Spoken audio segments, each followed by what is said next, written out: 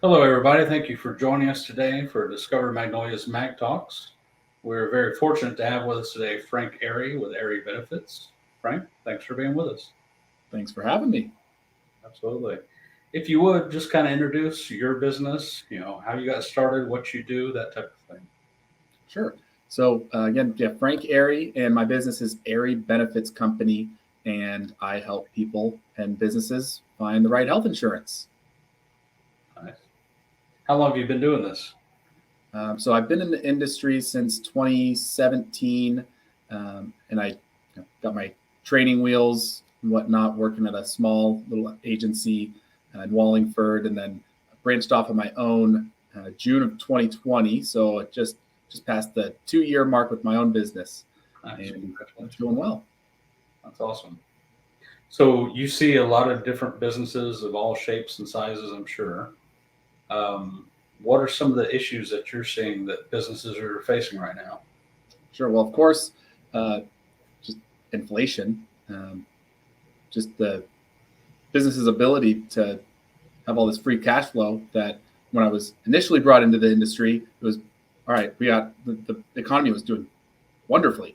And so we saw a lot of employers beefing up the benefits to attract the top employees. But now with uh, coming back from the pandemic, now it's, oh shoot, we got to tighten our belts a little bit.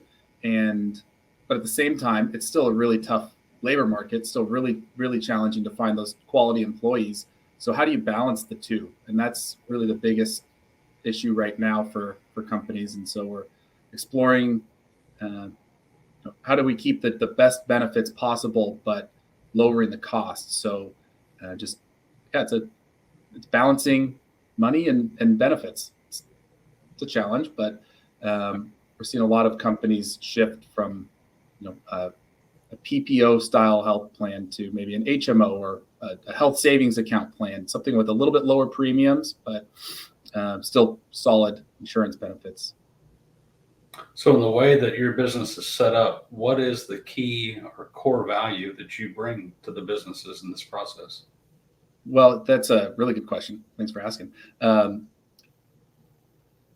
service above self, right? Making sure that my bottom line isn't my number one concern. It's not only the business, but also the individual employees themselves if I'm working with a business.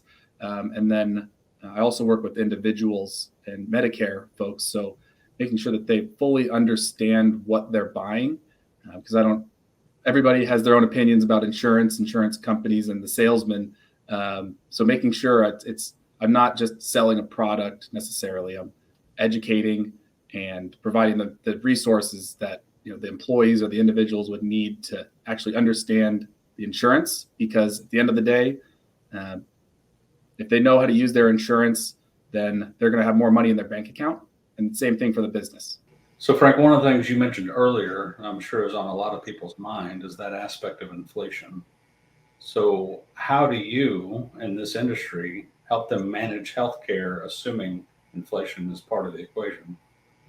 Yeah, great question. Um, I like to picture a company that's in the trades, right? Somebody that is driving around a lot. This is a good example. Well, their transportation costs, fuel, gone up about 50% in the last couple of months, and it makes it pretty challenging to afford those health insurance premiums that they agreed upon back 9-10 months ago, back when gas was a lot cheaper, and their budget, they had money allocated towards their transportation costs and their health insurance, right? That's getting all out of whack. And so what you can do is you can shop your plans mid-year. We can change benefits in the middle of a plan year, which most people like me don't enjoy doing because it's just adding work. But at the same time, your client is your client for a reason. It's because you provide good service, and those needs need to be met. And in order to reduce those costs, we also don't want to negatively impact the employees who are working hard for your company. So we look at maybe another insurance company, and if that doesn't work, then you can look at adding cheaper benefits for employees who might not need the best insurance, or you can look at a health savings account plan, like I mentioned before, which typically has lower premiums. In exchange, you can use this health savings account and you'd want to do that if you don't use the plan a whole lot and you have the means to save money and in a really tax efficient way. So you can save towards future medical expenses that might pop up 10, 20 years from now while you're saving premiums today.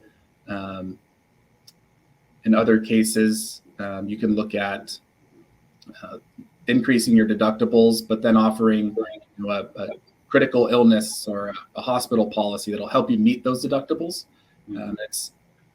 It'll save a decent amount of money in the long run.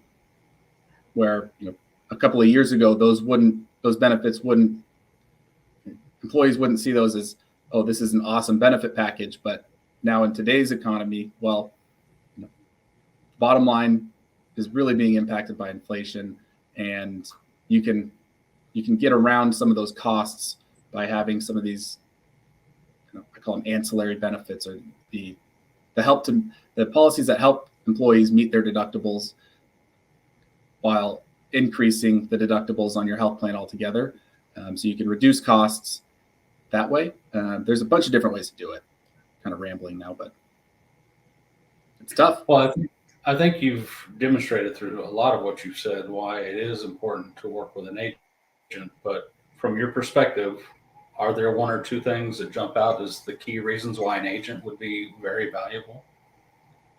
Yes. So number one, especially for folks who are shopping for plans on their own, like individuals and families, your self-employed folks, or if you're in between jobs, it's really difficult to find the correct information. You can go to a company's website and read about all their insurance plans, but they're only going to tell you all the positives and why it would work for you. An agent would know why it wouldn't work for you. Similar to shopping for a house. You want a good real estate agent to find you the best house to fit your needs. Well, an insurance agent can do the exact same thing. It's just a lot smaller purchase. Very good points. So I know one thing that comes to a lot of people's minds is, well, if I'm going to use an agent when I could do it on my own, aren't I going to lose some money in this transaction? How do you, as an agent, get paid, Frank? Good question. So some agents charge fees. So the client would have to pay an annual renewal fee or however they structure it. I don't charge any fees, and it's because all of us agents are paid from the insurance companies by commission. So I'll go back to that last reference. It's similar to buying a home. You as the buyer don't pay your real estate agent a commission. It's the seller that's paying the commission. And it works the same thing. It's just the insurance company is the seller who pays me the commission. So no fees to clients. I don't ever want to charge fees. Insurance is already expensive enough as it is. Right. Well, things have gotten so convoluted with regards to insurance today. The information that you provided is very valuable. So I'm guessing people would like to hear more. So those who don't know you, don't know your business, how do they connect with you? What's the best way to reach out and have further conversation? Yeah. So my motto is I try to make insurance as easy as possible. So to get a time on my calendar is the best way. I get phone calls all day long. I'm in meetings all day long. So the easiest way is to get a time booked directly on my calendar. You can do that. Anybody can do that. Just go into my website, www.aireybenefits.com. And then from my website, click a button, pick the time that you want to meet.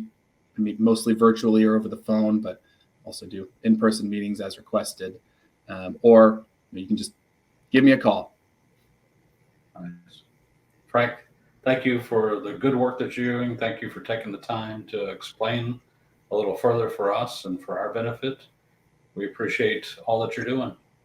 Well, I appreciate all you're doing for the Magnolia community and the Chamber of Commerce. Really appreciate you having me. It's nice to see you again too, Jason. Awesome. Thank you so much. Take care.